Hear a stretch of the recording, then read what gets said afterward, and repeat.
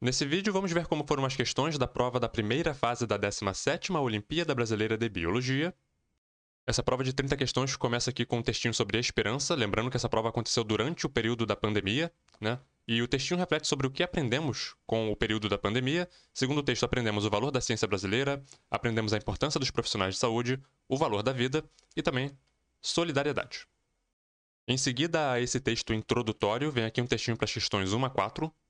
O texto começa definindo sindemia, que segundo o texto significa que duas ou mais doenças interagem de tal forma que causam danos maiores do que a mera soma dessas duas doenças. Então imagina que numa determinada população está tendo uma epidemia de duas doenças ao mesmo tempo, e as pessoas que calham de ter essas duas doenças ao mesmo tempo, sofrem mais danos do que se a pessoa contraísse cada uma delas individualmente.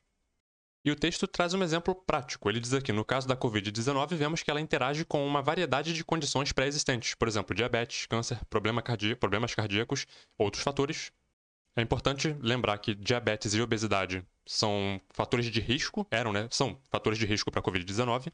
Então, a pessoa que é diabética ou obesa, ou ambos, e contrai Covid-19, tem ali uma chance maior de desenvolver quadros graves da Covid-19.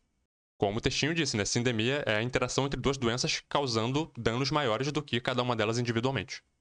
Bom, a questão 1 falou sobre medidas eficazes na prevenção ao coronavírus. O uso de máscaras e distanciamento social são boas medidas de prevenção para evitar contaminação e disseminação da doença.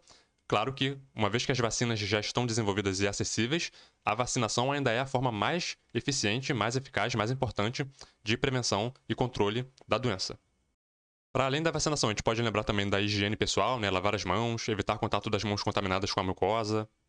A mucosa ocular, por exemplo, é uma via de entrada importante do vírus, então o contato da mão contaminada com os olhos pode levar ali a uma contaminação. E uma vez que a pessoa perceba que está com os sintomas da doença, tosse, né? Enfim, a pessoa usar as máscaras e praticar distanciamento social, evitar ficar próximo de outras pessoas para evitar a transmissão da doença para outras pessoas, também são medidas super eficazes. E lembrando também que antibióticos como medicamentos preventivos contra a Covid não têm eficácia científica observada, então não é uma medida cientificamente válida para a prevenção da Covid-19. A questão 2 falou sobre classificação das doenças em relação à sua ocorrência. Então, a ocorrência de uma doença pode ser classificada na forma de uma epidemia, de uma endemia, de uma pandemia, uma sindemia, como a gente viu no texto, né?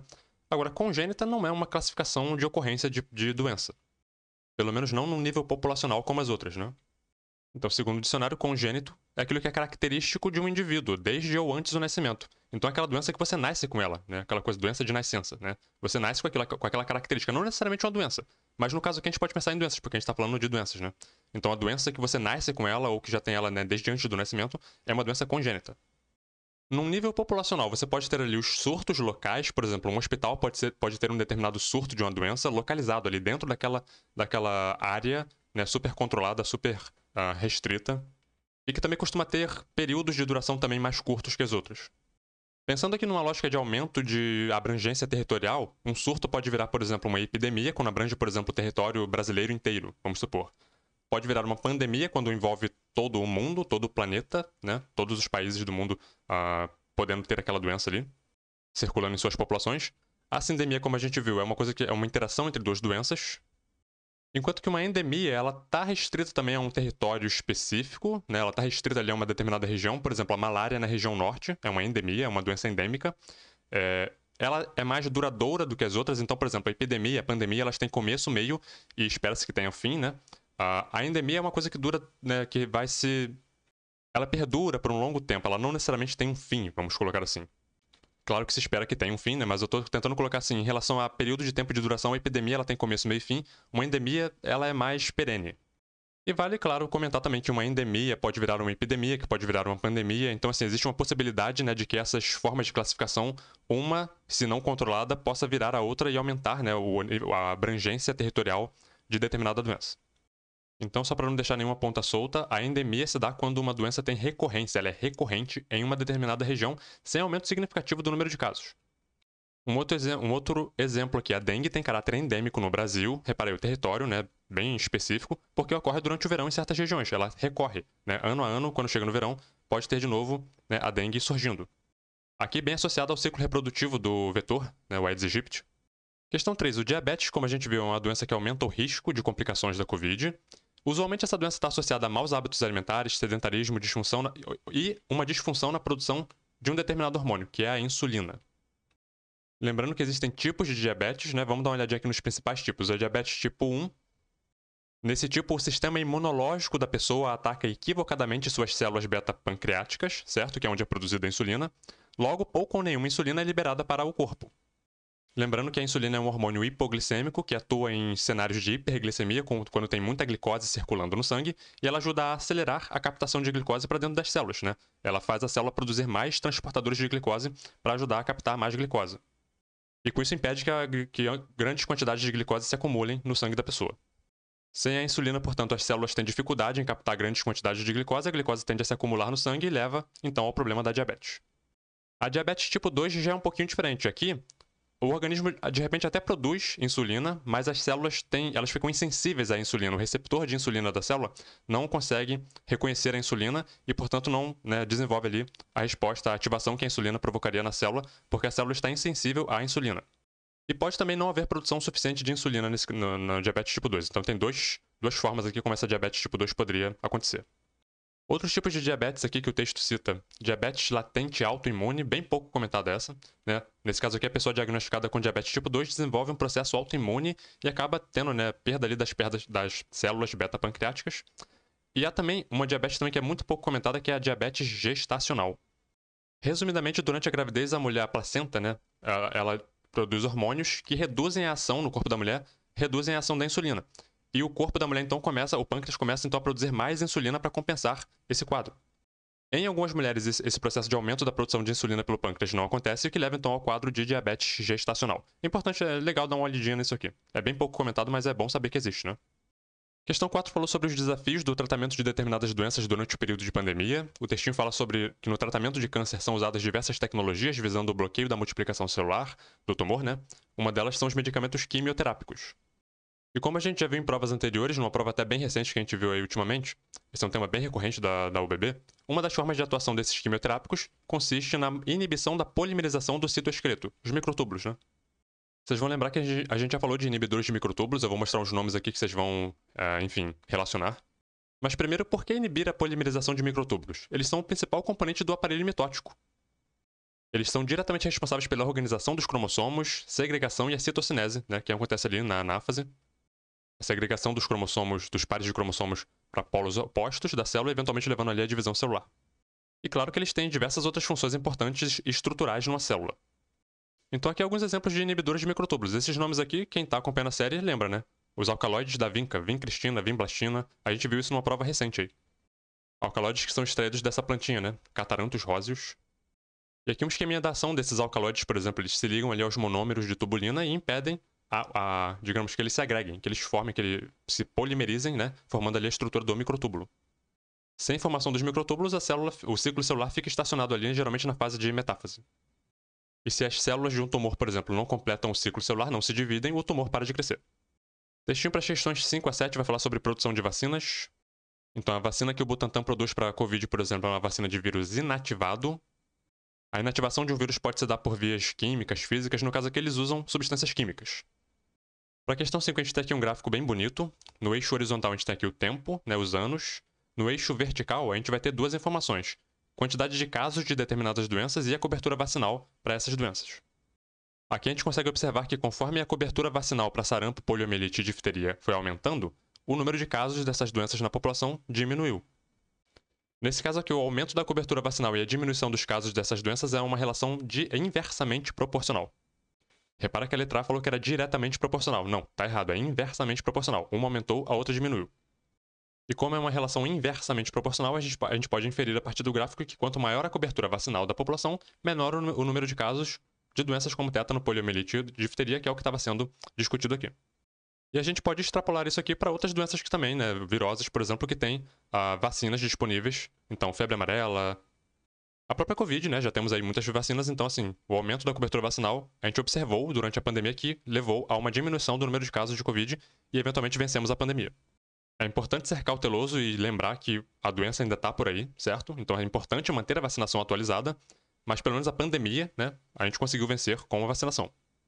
Questão 6 falou sobre princípios básicos da vacina. Na vacina você vai apresentar ali um antígeno para a pessoa num ambiente controlado, portanto é uma imunização artificial, não é diretamente o patógeno que está sendo colocado na pessoa, é de repente o patógeno inativado, enfim, atenuado, às vezes uma proteína do patógeno que vai ser utilizado ali como antígeno, e isso vai levar a pessoa a ter a desenvolver uma imunidade ativa, né, pela produção de imunoglobulinas, que são os anticorpos, e linfócitos que vão atuar tanto diretamente, por exemplo, linfócito B na produção dos anticorpos, né, linfócito T, respostas citotóxicas, como também como células de memória para respostas secundárias, eventualmente, caso a pessoa entre em contato novamente com aquele antígeno, vai ter uma resposta mais rápida e mais eficiente por conta das células de memória, que são os linfócitos. Questão 7 falou sobre plasmaferese com plasma convalescente, dificinho de falar, mas é um tratamento para infecções virais no qual o plasma, parte líquida do sangue de um doador que já teve a doença, né, é transferido para um receptor, alguém que está nesse momento acometido pela doença. Então, digamos, eu já tive Covid, portanto já produzi anticorpos contra o Covid, né? O plasma do meu sangue, enquanto ele tem ali anticorpos ainda em bastante quantidade circulando, posso doar esse plasma para uma pessoa que está com Covid nesse momento e que de repente está tendo dificuldade ali para lidar com a doença. Repara que aqui é diferente de vacina, né? Na vacina você estimula, você apresenta um antígeno e a pessoa produz os próprios anticorpos. Aqui é soroterapia, você produz um soro, entre aspas, né? E dá para a pessoa o soro, aqui que é o plasma sanguíneo, contendo os anticorpos, e a pessoa vai receber os anticorpos e vai ter ali uma ajuda para lidar com a doença. Por ser uma soroterapia, né? É semelhante ao que acontece ali com o caso dos acidentes com picadas de cobras, né? Quando você faz ali o soro antiofídico, dá para a pessoa o soro antiofídico contendo anticorpos, a pessoa não produziu aqueles anticorpos, ela recebeu, os anticorpos foram produzidos por um animal, né, um cavalo, geralmente, e a pessoa recebe já os anticorpos para lidar com aquele veneno ali, com aquela substância que para a pessoa seria provavelmente até mortal. Para as questões 8 a 11, teve aqui um textinho falando sobre os impactos positivos do isolamento social, especialmente ali no que diz respeito à diminuição da poluição atmosférica, poluições de outras formas também. As pessoas ficaram em casa, né? Circularam menos com carros, veículos, etc. E, enfim, teve uma diminuição ali observável da poluição atmosférica, por exemplo, em diversos locais. Então, as próximas questões agora vão falar sobre poluição. A 8 fala sobre poluição por óxidos de nitrogênio e enxofre, que são a principal causa da chuva ácida. E sobre a chuva ácida, nós não podemos dizer que ela promove aumento do pH do solo, enfim, porque a chuva ácida vai diminuir o pH do solo, né? Chuva ácida, acidificação, diminuição do pH. Questão 9 falou sobre golfinhos. Em algum momento aqui o texto cita acúmulo de metais pesados. Aqui a pessoa já tem que ter matado, que vai falar sobre biomagnificação. Especificamente aqui no ambiente aquático, os golfinhos são mais expostos, mais vulneráveis a esse tipo de impacto, por conta da posição deles no nível trófico que eles ocupam na cadeia alimentar. Golfinhos são carnívoros, né? Vão estar ali geralmente por volta de consumidores secundários, terciários, né? Enfim, e por conta de estarem num nível trófico elevado, vão acumular mais daquele material tóxico, esses metais pesados, por exemplo, e esse é o conceito de biomagnificação. A questão 10 falou sobre atividades medidas para mitigar, né, a poluição atmosférica, especificamente medidas para reduzir a concentração atmosférica de CO2. E ela apresentou aqui diversas alternativas, por exemplo, fontes alternativas de energia, uso de biocombustível, por exemplo, etanol, economia de energia, enfim, tanto em residências como em atividade industrial, modificação do padrão de consumo. Tudo isso aqui é interessante, ambientalmente falando, né? Mas elas não diminuem a quantidade de CO2 na atmosfera, elas minimamente diminuem a quantidade de CO2 que está sendo emitida para a atmosfera. Agora, se você quer reduzir a concentração atmosférica de CO2, o reflorestamento é a medida, a única aqui, né, que inclusive realmente faz isso. As árvores vão sequestrar CO2 atmosférico que vai ficar armazenado no tronco delas, e com isso você efetivamente diminui a concentração atmosférica de CO2 através do reflorestamento, plantio de árvores, plantas de grande porte. A questão 11 falou sobre o ciclo do nitrogênio, falou sobre os impactos, né, da poluição que algumas formas nitrogenadas podem causar, por exemplo, o dióxido de nitrogênio, mas falou também sobre algumas formas de moléculas de nitrogenadas que são importantes para os ecossistemas, por exemplo, nitrito e nitrato. A formação de nitrito e nitrato no solo depende principalmente da produção tanto do nitrito quanto do nitrato por ação de bactérias nitrificantes. Lembrando aí da etapa da nitrificação, que tem a nitrosação e a nitratação, né? Nitrosação, as nitrossomonas, transforma ali, produz, né, o nitrito, e eventualmente na etapa da nitratação, nitrobacter. Esses são alguns exemplos, claro que tem outras bactérias também que fazem, mas essas são as mais comuns. Vão pegar então o nitrito e transformar em nitrato, e aí você tem então a produção do nitrato, que principalmente é fundamental para as plantas. É uma forma nitrogenada acessível e utilizável pelos seres vivos. Vale a pena comentar que esses assuntos que caíram na questão 8, 9, 10 e 11, enfim, a chuva ácida, a biomagnificação, enfim, medidas de mitigação da poluição, tudo isso é muito importante para o Enem. Então, quem está usando o OBB para estudar para o Enem, essas questões aqui são muito interessantes. Ciclo do nitrogênio é uma coisa muito recorrente no Enem. E vice-versa, você pode também utilizar provas do Enem para estudar para o OBB. Então, fiquem atentos a essas similaridades aí. Texto para as questões 12 a 15 fala sobre resultados de estudos ali que evidenciaram a participação de fatores genéticos na determinação da suscetibilidade ou resistência à Covid-19. E para esse tipo de estudo que busca ali solucionar, né, enfim, investigar a importância dos fatores genéticos ou do meio ambiente numa determinada situação, nada melhor do que usar gêmeos, né, que são clones genéticos, têm o mesmo genoma. Portanto, você consegue estudar a partir dos gêmeos ali se tem mais fator genético envolvido ou se o ambiente tem ali uma importância maior na determinação de determinado fator, determinada doença. E segundo esse estudo, eles identificaram que irmãos gêmeos monozigóticos, que são clones genéticos, né, um do outro, eles tiveram ali uma resposta idêntica à doença. Já os gêmeos dizigóticos, que não são clones um do outro, eles apenas calham de nascer na mesma mulher ao mesmo tempo, eles ali não tiveram uma resposta idêntica, eles apresentaram ali algumas diferenças, evidenciando que existe um fator genético importante ali, na expressão da doença nas pessoas. A questão 12 falou justamente sobre a formação dos gêmeos, né? Os gêmeos monozigóticos são formados a partir de um espermatozoide e um óvulo, enquanto que os outros dizigóticos, né, são 2 espermatozoides e 2 óvulos independentes que calham de acontecer, 2 fecundações que calham de acontecer ao mesmo tempo. Inclusive, gêmeos dizigóticos podem até mesmo ser filhos de pais diferentes, né? A mulher tinha ali 2 óvulos, disponíveis ali para serem fecundados. Ela acabou, se relacionando com 2 homens diferentes e acabou engravidando dos 2. É raro, mas pode acontecer. Só tô falando isso para evidenciar que são fenômenos de fecundação ali distintos, né, independentes, que podem acontecer, podem ser filhos do mesmo pai, é mais provável inclusive, mas podem também ser inclusive filhos de homens diferentes. Então, brevemente, só para ilustrar, os dizigóticos, 2 ovócitos, 2 espermatozoides, e a mulher, engravida ali de 2 crianças ao mesmo tempo.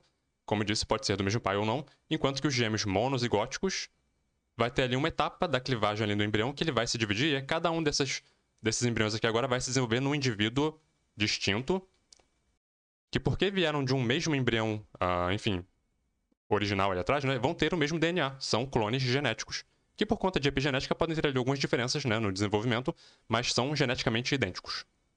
E agora a questão 13 é atenção, gêmeos monozigóticos são clones genéticos, são geneticamente idênticos. Então você espera que eles tenham DNA igual, entretanto, como a gente sabe que existe a epigenética, né, influência ali, o DNA não necessariamente vai se expressar da mesma forma em 2 indivíduos, o ambiente influencia no desenvolvimento, certo? Então eles vão ter RNAs diferentes e proteínas também diferentes. Se não fosse esse fator da epigenética, eles teriam DNA igual, RNA igual, proteína igual, né? Não teria nenhuma diferença. Mas como existe a epigenética, como existe a influência do meio no desenvolvimento, na expressão do DNA, você vai ter ali formação, transcrição de RNAs diferentes, levemente diferentes, né? E proteínas também diferentes, porque se o RNA é diferente, a proteína também vai ser levemente diferente. Teve alguma polêmica em relação a essa questão no gabarito, porque a forma como ela foi redigida induz a pessoa a pensar, se o DNA é igual, então tudo vai ser igual. Mas essa questão aqui, ela tá testando se a pessoa tá por dentro da epigenética, certo? Então, tem que ficar atento a esse tipo de coisa. E eu queria deixar anotado aqui que eu reconheço que a questão foi redigida de uma maneira bem sacana, mas esse tipo de coisa pode acontecer, eles podem fazer questões com pegadinhas, né? E não dá pra questionar o gabarito. A questão tá correta, o gabarito está correto. Foi redigida de uma forma realmente para gerar ali uma confusão nas pessoas que estão menos, participantes que não se apropriaram minimamente dos temas, né? Eles sofreram aqui. Bom, 14. Portanto, a conclusão que se chega a partir desse estudo, vendo ali que os gêmeos monozigóticos têm a resposta idêntica e os dizigóticos não, a gente chega à conclusão de que o genótipo tem maior influência do que o meio, né? Ele influencia mais do que o meio ambiente na resposta ali de suscessibilidade à Covid. Questão 15 trouxe aqui um heredograma, e aqui as pessoas que estão marcadas aqui em preto, elas têm uma maior resistência à Covid. O texto diz que essa característica é determinada por um gene autossômico e a gente, lendo o heredograma, facilmente a gente consegue perceber que é uma herança autossômica dominante.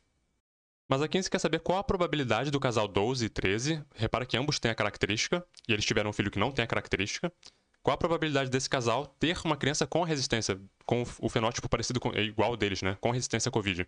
Repara que se ambos têm a característica, a gente já concluiu que é uma característica autossômica dominante, e eles tiveram um filho que não tem a característica, eles são necessariamente heterozigotos, eles são azão-azinho. Bom, eu montei aqui os genótipos rapidamente aqui. Repara que ambos, então, são heterozigotos necessariamente, tiveram um filho homozigoto recessivo, o que é possível, né?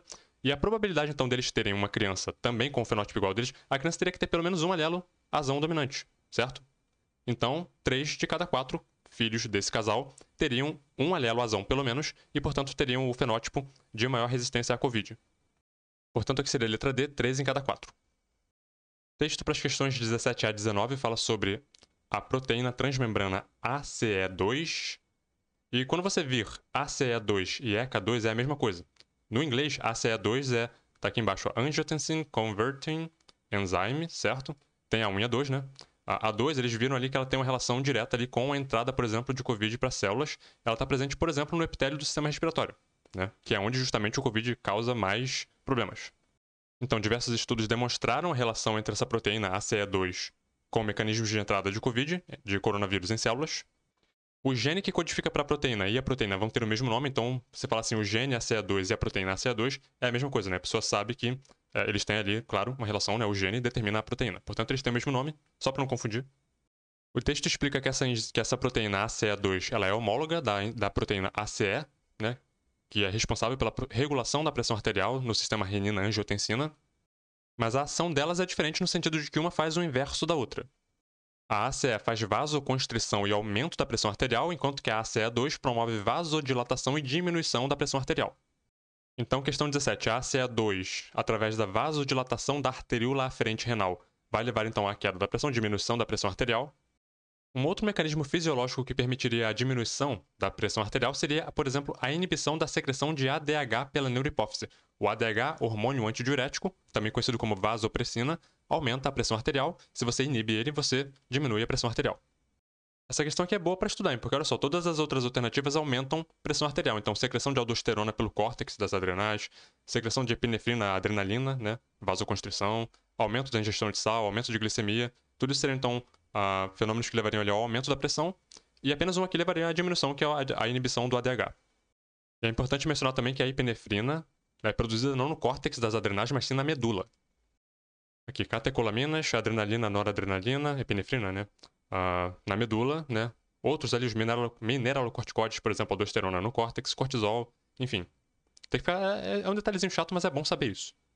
Questão 18 falou sobre hemodiálise, um tratamento que realiza a filtragem das substâncias indesejáveis do sangue através de uma máquina, como se fosse um rim artificial, né? Essa máquina vai fazer a função do rim. A pessoa que de repente está com algum problema ali no rim, enfim, alguma insuficiência renal, né? Pode utilizar então essa máquina para fazer essa filtragem. Além da eliminação de excretas, o rim participa de outras funções, como, por exemplo, a eliminação de substâncias de excesso, sim, né? Estímulo à produção de hemácias, sim. Controle da pressão, sim. Controle do pH, sim. Agora, a eliminação de proteínas e outras macromoléculas, eu associaria mais isso aqui diretamente assim, ao fígado, pensando aqui em metabolismos de carboidratos, lipídios, proteínas, né? Eu pensaria mais em fígado aqui, e não aos rins. Inclusive, dentro do estudo da fisiologia, é imprescindível que a pessoa saiba o mínimo, o básico de rins e fígado. Não vá para a prova sem saber o mínimo sobre rins e fígado. São dois órgãos que são fundamentais para a fisiologia, estão envolvidos em muitas coisas importantes, né, como o próprio texto fala aqui, fundamentais para a fisiologia humana. Então, enfim, se você quer por onde começar a estudar fisiologia, estude rins e fígado. E você vai ver que você vai estar estudando muitas coisas ali. Enfim, enquanto você estuda esses órgãos, você vai ver muitas outras coisas. Sistema endócrino, metabolismo, bioquímica, né, metabolismo de carboidratos, lipídios, etc. Tudo vai surgir em algum momento. Esses órgãos são fundamentais. Então, o livro que eu sempre recomendo para estudo da fisiologia, o Gitton e Hall, aqui tem tudo que você precisa saber e mais um pouco. Por exemplo, o capítulo 19, o papel dos rins no controle da pressão arterial. Aqui você vai ver o sistema renina-angiotensina, por exemplo, que a gente acabou de ver na prova, né? E sem exagero, a unidade 5 toda, desde o capítulo 25 até ali por volta do capítulo 32, eu acho. Tudo isso aqui é importante, tudo vai envolver rins, né, em algum momento alguma função ali renal. Até o capítulo 31, na verdade. Aqui já tá falando de doenças renais, né, enfim, é um pouco mais específico. E sobre fígado, tudo que envolve o metabolismo de moléculas, por exemplo, lipídios, proteínas, carboidratos. E tem esse capítulo 70 também aqui, o fígado como órgão, que é muito bom, é importantíssimo, né, é um capítulo que sintetiza bastante coisa. Então, quem queria saber por onde começar, comece por isso. Questão 19 segue aqui falando sobre a ACE2, né? Aqui especificamente falando sobre o controle da proteína a partir do controle da expressão gênica. Bom, mecanismos de controle da expressão gênica são complexos. Dentre as alternativas, o que não incluiria um mecanismo de controle da expressão gênica. Dentre as alternativas dadas, a letra E, hidrólise do DNA, não é um mecanismo de controle da expressão gênica. A hidrólise do DNA é literalmente a destruição do DNA, então assim, você não está controlando a expressão gênica, você está destruindo o DNA. Geralmente feito aqui, a gente pode pensar aqui nos lisossomos, né? Que vai ter ali as nucleases, né? Que vai fazer esse processo. Peguei uma figurinha aqui do capítulo 13 do Albert só para mostrar o lisossomo e as enzimas hidrolíticas que tem no interior dele. Repara que no interior do lisossomo o pH é ácido, mais ácido que no citossol, né? Isso aqui é uma forma da célula se proteger da ação dessas enzimas hidrolíticas do interior do lisossomo. Elas só funcionam em pH ácido. No citossol o pH é neutro. E só para mostrar ali nos lisossomos as nucleases, né, que tem ali um papel de hidrólise, por exemplo, de ácidos nucleicos. Questão 20 discute aqui qual organela seria responsável pela produção, né, da proteína transmembrana receptor, né, ACE2. Aqui no caso, retículo endoplasmático granular, e alguém poderia perguntar, mas por que não ribossomos livres no citoplasma? O ribossomo livre no citoplasma está mais preocupado com coisas que vão acontecer ali dentro da célula. Uma proteína, por exemplo, transmembrana, ela já vai ser competência dos ribossomos que estão ali associados ao retículo endoplasmático. Aí vai ter aquela relação do retículo endoplasmático com o complexo de Golgi, né? Enfim, pode ter ali exocitose de produtos. E essas proteínas também que vão estar associadas à membrana vão ser então competência do retículo endoplasmático granular, que tem ribossomos associados. Textinho para as questões 21 a 24. Bom, o textinho aqui, bem brevemente, assim, resumindo, ele fala um pouco sobre a irresponsabilidade do brasileiro médio, né, que desrespeitou medidas restritivas durante a pandemia, falou sobre a incompetência do governo federal em disponibilizar vacinas para o povo, né, para a população, de maneira mais célere. Tudo isso levou, em algum momento ali, o Brasil a ser considerado um celeiro de novas variantes do coronavírus. O ponto aqui é, quanto mais vírus circulando, mais mutações vão estar acontecendo, porque o vírus, quando entra na pessoa, ele vai começar a se replicar, né? E a célula vai começar a replicar esses vírus. E mutações vão acontecer ali, porque é o que acontece. Mutações acontecem ao acaso, e cada nova mutação tem o potencial de deixar aquele vírus, né, aquela determinada linhagem, produzir determinada linhagem, a partir daquele vírus que pode ser mais virulenta ou menos virulenta, mas o ponto é, uma nova linhagem pode surgir ali a partir de determinada pessoa. E como no Brasil tinha muito vírus em circulação, por conta dessas razões aqui citadas no texto, houveram muitas mutações aqui que surgiram em território nacional, e muitas dessas linhagens, né, que foram, enfim, receberam até nomes, né, de quase 1000 variantes do coronavírus, entre 60 e 100 estavam circulando no Brasil, e muitas surgiram aqui, por conta disso, né, quanto mais vírus circulando, maior o potencial de surgimento de novas variantes. E a questão 21 fala exatamente sobre isso, né? O grande número de casos de indivíduos infectados pelo coronavírus aumenta o risco de surgimento de novas variantes, e isso ocorre porque mutações ocorrem ao acaso, e quanto maior o número de vírus em replicação, maior o número de potencial de surgimento dessas novas variantes. Portanto, medidas individuais para evitar o contágio pelo vírus e também medidas coletivas para evitar a transmissão desse vírus são fundamentais para evitar que essas novas variantes sequer surjam, e se surgir, que elas não sejam, né, disseminadas pela população. E o vírus, quando ele entra na pessoa, ele sai um pouquinho diferente do que ele entrou. Mas a maior parte, talvez assim, muitas das mutações que ele vai sofrer não preocupam tanto, porque são mutações assim que vão ser mais discretas. Agora, algumas mutações podem ser podem provocar, né, problemas mais sérios. Por exemplo, no caso do coronavírus, mutações que ocorressem, que mudassem o formato da proteína spike, que é a proteína que faz ali o reconhecimento do vírus nas células, né? Essa aí seria muito importante. Por quê? Porque as vacinas, os antígenos que eram usados nas vacinas, giravam em torno dessa proteína spike. Então, se essa proteína spike sofre mudanças, né, as vacinas que foram produzidas até ali perderiam também a efetividade. Então, 22. Mutações nessas proteínas poderiam reduzir a eficácia das vacinas, porque essas proteínas são reconhecidas pelos linfócitos responsáveis pela memória imunológica. Ou seja, nossos linfócitos B vão lá, produzem anticorpos para aquele formato, né, da proteína spike, e eventualmente surge uma nova variante com uma proteína um pouco diferente, que agora a gente já não tem mais anticorpos que são tão eficientes contra aquele novo formato, né? E com isso, então, os anticorpos que a gente produziu perdem efetividade. E é como se a gente nem tivesse tido contato, né? Nem tivesse desenvolvido resposta imunológica, porque mudou uma parte fundamental do vírus. E a questão 23 falou sobre sequenciamento do genoma do coronavírus, no caso um genoma de RNA. Nesse processo de sequenciamento do RNA do coronavírus, é registrada a sequência de bases nitrogenadas, os nucleotídeos, né, as bases ali, as adeninas, timinas, guaninas, etc., que formam então o genoma do vírus. Lembrando que aqui é um vírus de RNA, portanto não tem timinas, certo? Vai ter uracilas. E a questão 24 falou que, além das mutações, existem outros fatores evolutivos responsáveis pela promoção da variabilidade genética, e ela quer saber, dentre as alternativas, um que não corresponde a um mecanismo de promoção de variabilidade genética, que no caso a gente vai pensar em seleção natural. Todos os outros promovem, né, geram variabilidade genética, além das mutações, enfim, conjugação, reprodução sexuada, crossing over, enfim. Aqui a conjugação e a transdução associadas ali a micro-organismos, né, bactérias, podem envolver vírus também na transdução. Enfim, e a seleção natural, na verdade, ela reduz a variabilidade genética de uma população. Uma população natural pode ser considerada um pool gênico, como eles chamam, né? E a seleção natural vai estar atuando ali selecionando características que estão melhor adaptadas a determinada circunstância, vamos colocar assim, né? Nisso, ela acaba eliminando tudo aquilo que não está tão adaptado àquela circunstância. Nisso, ela reduz a variabilidade genética, porque ela seleciona coisas específicas que estão melhor adaptadas àquela determinada circunstância.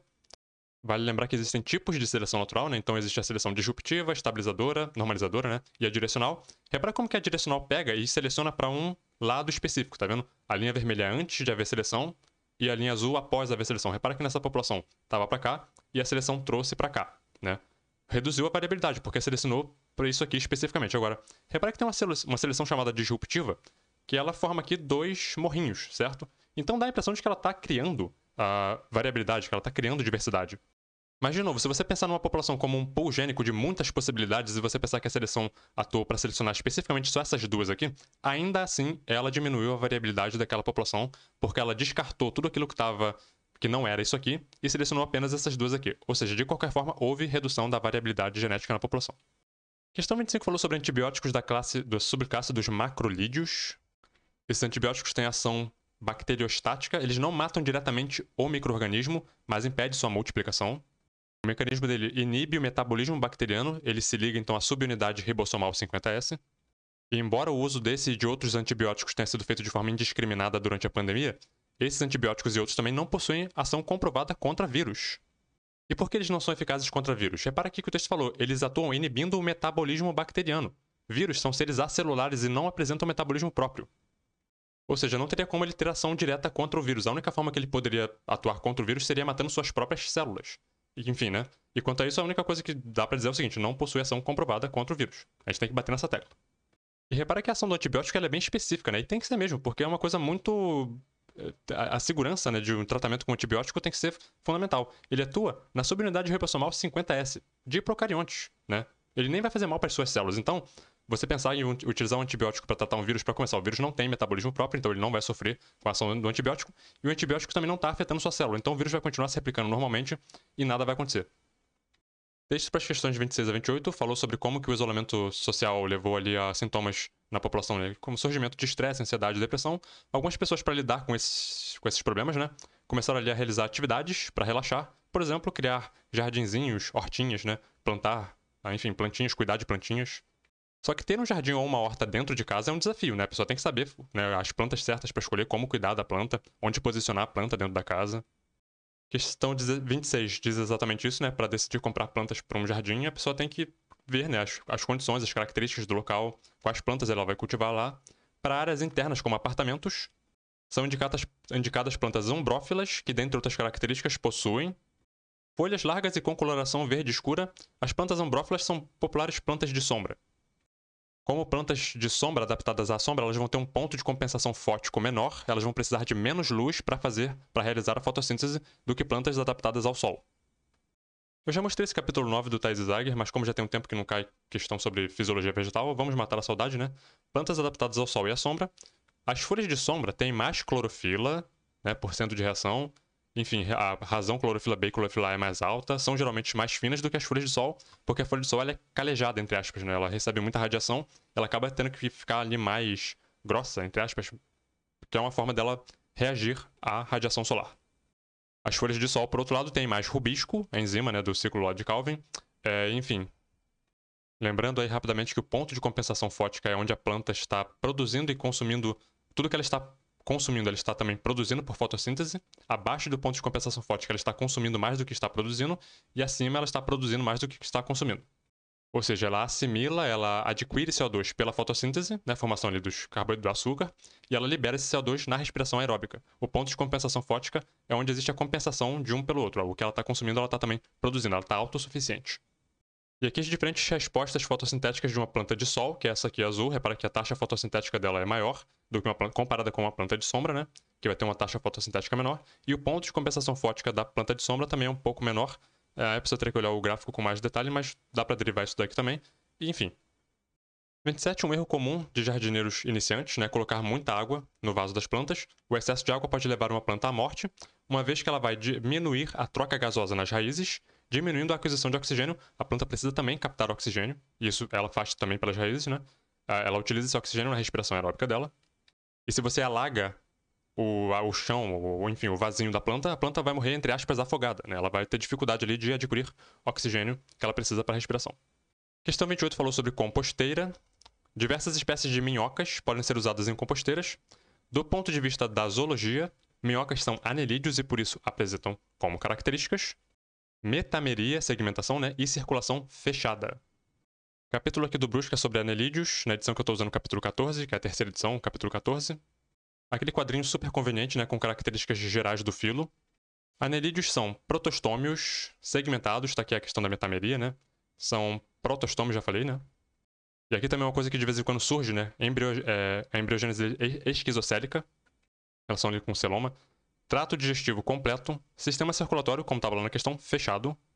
E com relação à segmentação, alguns grupos perderam secundariamente a segmentação, mas enfim, por sorte eles quase não são comentados. Enfim, geralmente anelídeos são segmentados. Textinho para a questão 29 e 30, falando aqui sobre como que a obesidade e o sedentarismo podem levar ali a complicações, né, para pessoas que contraem Covid. Obesos e sedentários aparentemente precisaram de mais ventilação mecânica, né, quando desenvolveram a doença. Questão 29 falou sobre sedentarismo, né, aliado à má alimentação. As pessoas sedentárias têm altos riscos ali de problemas cardiovasculares, infarto e derrame. E um dos fatores que se correlaciona com esse aspecto, então, são os altos níveis de LDL, que são é o colesterol ruim que a gente fala, né, lipoproteínas de baixa densidade, que estão associadas com problemas cardiovasculares, derrames, etc. Para evitar esses problemas, a gente prefere manter baixos níveis desse LDL, níveis adequados de HDL, né? E, claro, isso aqui a gente obtém com prática de exercícios e alimentação saudável.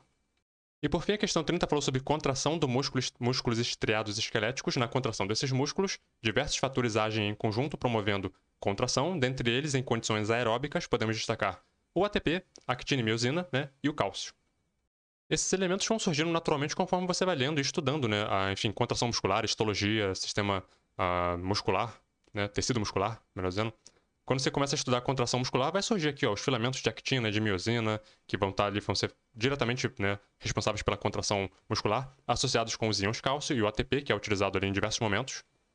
Esse esquema aqui do Junqueira é muito legal porque ele desmembra, né, ele desmonta os filamentos de actina, ele mostra aqui os monômeros de actina, ele mostra aqui, por exemplo, as moléculas troponina, tropamiosina. Quando juntos, eles formam então esse filamento aqui. E esse filamento de actina interage com o filamento de miosina. Repara que a troponina e a tropamiosina ficam aqui. Elas atuam aqui. Geralmente, o sítio de ligação da actina com a miosina fica coberto pela tropamiosina. Na ausência de cálcio no meio, isso aqui vai estar coberto, vai estar escondido. Quando o cálcio é liberado lá do retículo sarcoplasmático, né? Isso não envolve ATP, mas depois para captar esse cálcio de volta para o retículo sarcoplasmático, gasta ATP, então aí já entraria a questão do ATP, né? Aqui ó, na legenda da imagem a gente já vê ATP. O que vai acontecer? O cálcio, então, vai ativar aqui, através dessa troponina, vai fazer a tropamiosina revelar, né, descobrir aqui o sítio de ligação com a cabeça da miosina. E aí, com o uso também de energia, porque vai ter aqui a hidrólise de uma molécula de ATP, vai haver um movimento. A cabeça da miosina vai empurrar o filamento de actina e vai, então, haver a contração muscular. Então, nisso aqui a gente já viu a actina, a miosina, a participação do cálcio e a participação do ATP, tanto aqui no movimento da cabeça da miosina, como também lá depois na captação dos íons cálcio para o retículo sarcoplasmático.